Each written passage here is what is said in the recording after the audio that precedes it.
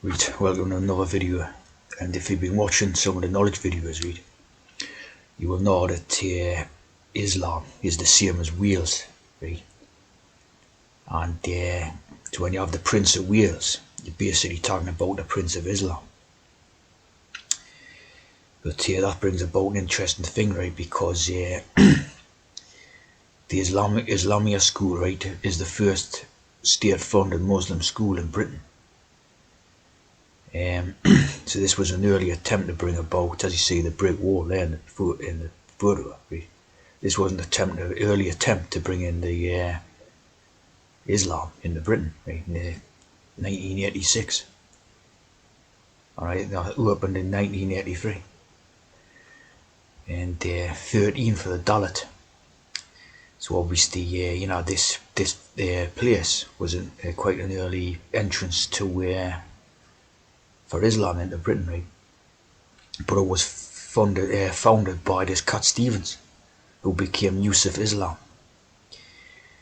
And again, like an early proponent of Islamism in the Western world. And his original name was Cat Stevens, Cat Stevens. And so with the Prince Charles, they founded this school, right? Yusuf Islam.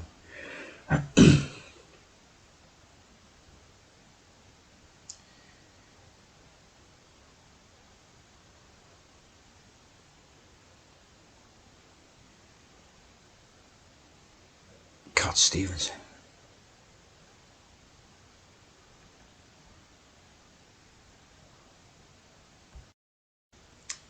So the two of them founded this of course Masonic handshakes are around, but the two of them founded this Muslim school and the Muslim Cultural Heritage Centre, different place. Again, photograph with a brick wall and the ladders in the background, for the Masonic idea, like, indeed a 777. So they doubt about a Masonic connection, like. And that brings to the Yusuf name, right?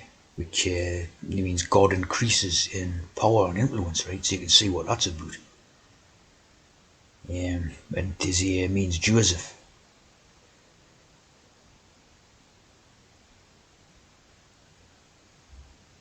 There's the first minister of Scotland is Yusuf. So you see what I mean? Increasing in power and influence pretty much sums it up, like, And Joseph in Islam, he's the 11th son, right? So that's like the 11 pillars idea, right? And obviously the 1243 and the 777 code.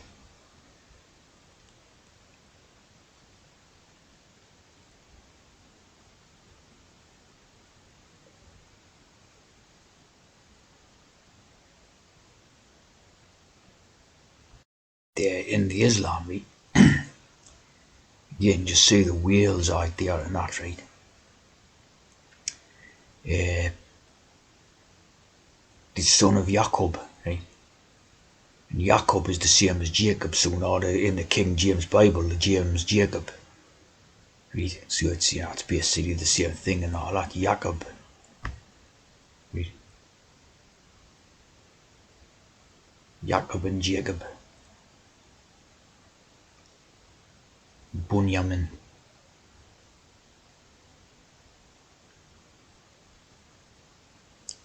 Again, you can see like a W ideas in that.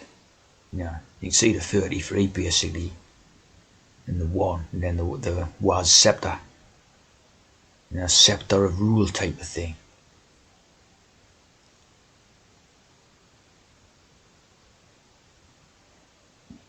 And the Jacob.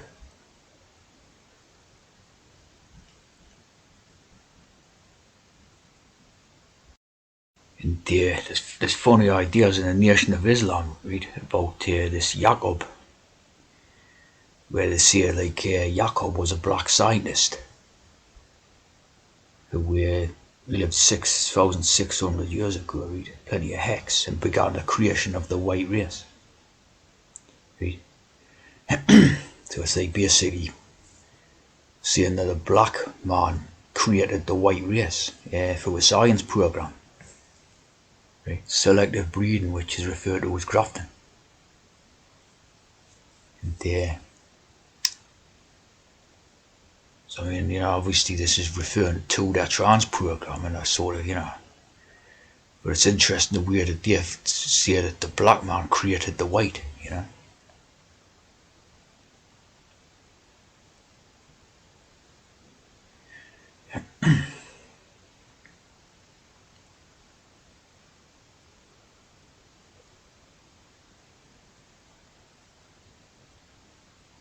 They sort of, as you can see there, that's very similar to the Mekon and the Aleister Crowley's lamb.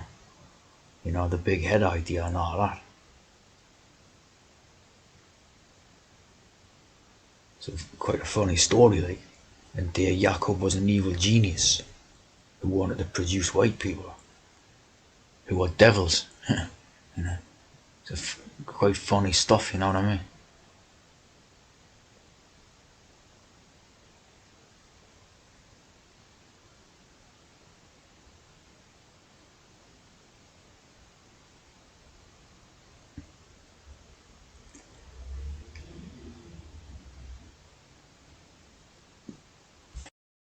You see, the Nation of Islam.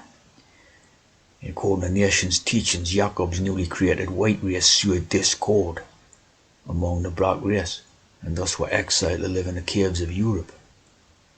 So again, like, this is basically very opposite to a lot of the type of racist views you get about whites and blacks, and this is basically the opposite. So this is a very interesting type of idea, where they're basically saying that the white is the sort of devil and the savage and all that.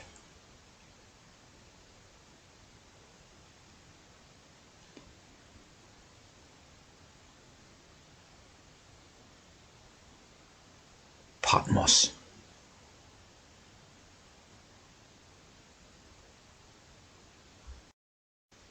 Basically looks like this theory read was started by Wallace Fard Muhammad, a founder of the Nation of Islam.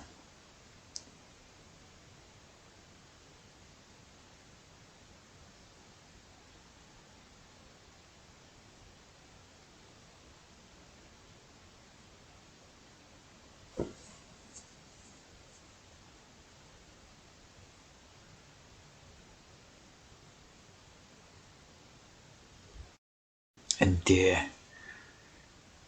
there's the Wallace Fard Muhammad, right? And it says that basically his ethnicity was not known. They didn't know what he was.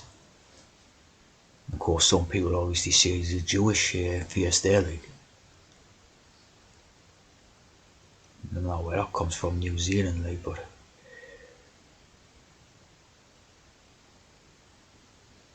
it says his ethnicity is not clear.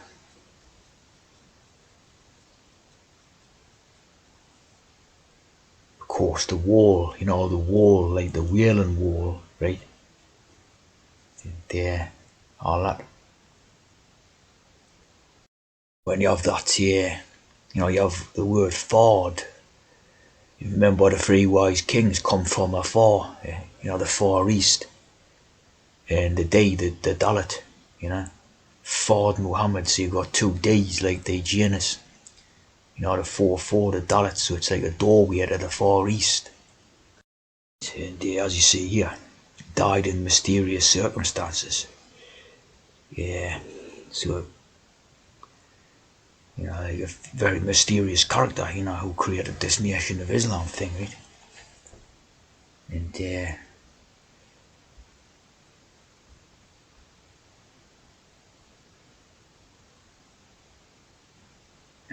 a very mysterious character, like, so where did it come from type of thing, exist before that type of 1930s era. Yeah, you see Dean Mohammed, again, like the Prince of Wales, Dean, again a Wallace in the Muhammad idea, read, son of Elijah Muhammad, the leader of Nation of Islam. So this 1930s idea seems to be very, important in this Muslim stuff. Like, and there's another piece where they're saying it was called the Wallace Ford or something. Wallace Dodd Ford or something, right? So a very mysterious type of idea of where this Islam basically come from. They say it's supposed to have started in the start of the 7th century, right? So, that's a bit funny straight away. But it's where did it come from? Like, it certainly wasn't in Britain and Europe until 1930s and that, in any way, shape or form. Even right up till about 1980, it wasn't even heard of in Britain and that. You know what I mean? Of course, it means surrender. It's funny how we have the surrender idea is basically a bad thing, a negative thing in some ways. Like if you surrender, that you're like a coward. You're weak. Do you know what I mean? So it seems like that what they're trying to do is create this Islam basically come in as part of the creation of the dystopian society idea. What they're trying to make, where you've got like an underclass, a sort of weak-willed people, like peasants and that, right? Who basically serve the will of God, who's the upper classes. So it seems as if this Islamic religion is going to be very important in the creation of this dystopian future, what they're trying to create. Right? When you have this Islam, you always have a 19 or a 911 or a 711. Like, and 7 and 11 is 9. Right? You always have a 9 connected with it. Obviously, you had COVID-19. Right? Was it something to do with Islam, basically? 1984 was George Orwell's 9th and final book. Right?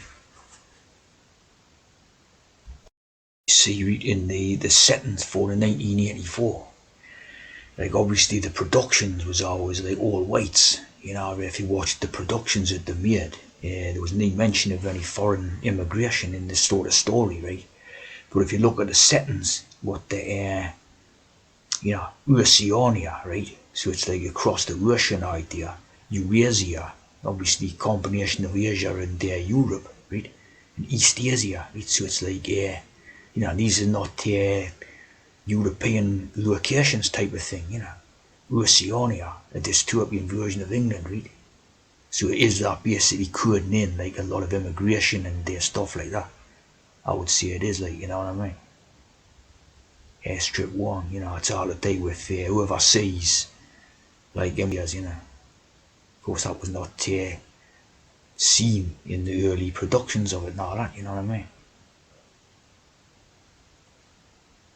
In Lion and the Unicorn, Yeah, you had the idea of the Ingsoc, right, or English socialism. Again, I think how Islam is very similar to socialism idea, right?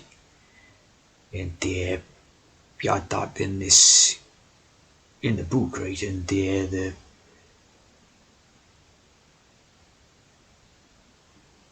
symbol of that was like black and white hands idea, right? Yeah, so that was the symbol of it. So that would be again very Masonic, of course, but also symbolising like a bit of multiculturalism. There's no doubt about that. Yeah, the ideas of pearls, right? The pearl users, right? Like Moses' bronze serpent, the pearl, right? And says it's Oceania formed when the United States merged with British Empire. Well, that seems to be what they're doing culturally, trying to make Britain like America, right?